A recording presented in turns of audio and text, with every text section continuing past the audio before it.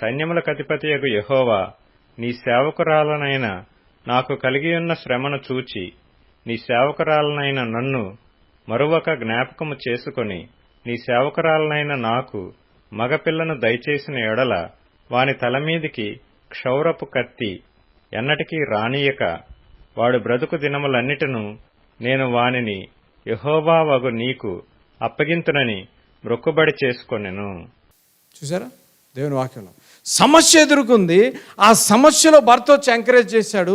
Encourage చేసిన వెంటనే ఆ ఎంకరేజ్మెంట్ తీసుకొని తన ఉన్న పరిస్థితి, తన ఉన్న నిస్పృహ, నిరాశ, కన్నీరు, దుఃఖంలోంచి లేచిన వెంటనే ఇమ్మీడియట్గా ఏం చేస్తుంది? ప్రార్థన చేస్తుంది.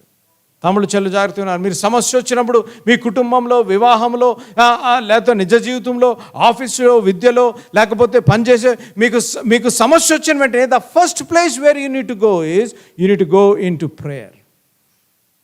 ప్రార్థన చేయాలి. ఇమ్మీడియట్గా ఆళ్ళకి ఫోన్లు చేసేసి ఆళ్ళకి చెప్పి వేసుకోకూడదు. అలా చేయకూడదు. మీరు ఎవరి దగ్గరికి చెప్పాలా? ఫస్ట్ ఎవరికి చెప్పాలా? ప్రార్థనలో.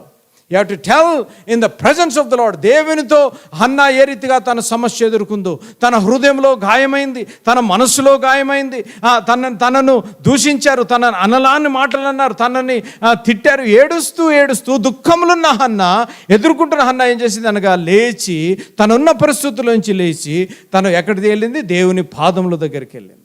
దేవుని పాదముల దగ్గరికి వెళ్ళి ప్రార్థన చేస్తుంది. ప్రభువా, నన్ను జ్ఞాపకం చేసుకో ప్రభువా.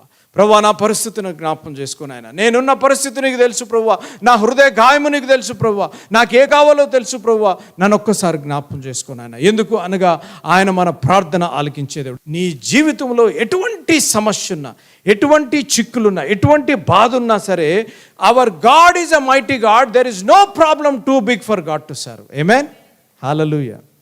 దేవుని పాదముల దగ్గర నువ్వు పెట్టినట్లయితే, దేవునికి నువ్వు అప్పచెప్పినట్లయితే, ప్రభువా నాకు ఈ బాధ, నాకు ఈ అలజడ, నాకు ఈ కన్ఫ్యూజన్, నాకు ఈ యాంగ్జైటీ ఉంది ప్రభువా, నీ పాదముల దగ్గర పెడుతున్నాను. నువ్వు అనవలసిన ప్రార్థన ఏంటో తెలుసా?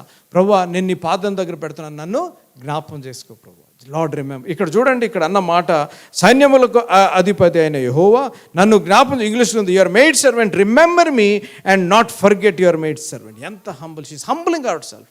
ప్రభువా, నీ దీన దాసురాలైన నన్ను ప్రభువా, నన్ను మర్చిపోకయా, నన్ను జ్ఞాపకం చేసుకో.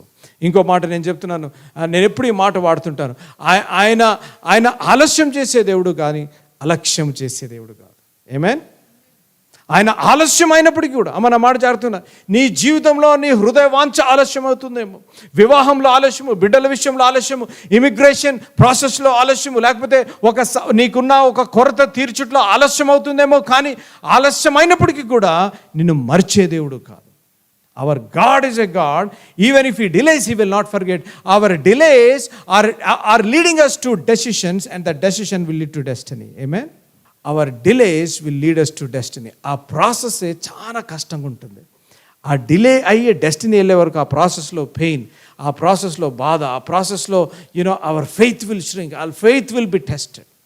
ఇక్కడ హన్నా సమస్య వచ్చింది. ఆ సమస్య వచ్చిన వెంటనే ఇమ్మీడియట్గా ఏం చేసింది? తను దేవుని సన్నిధిలోకి వెళ్ళింది. దేవుని సన్నిధికి వెళ్ళి ప్రార్థించింది.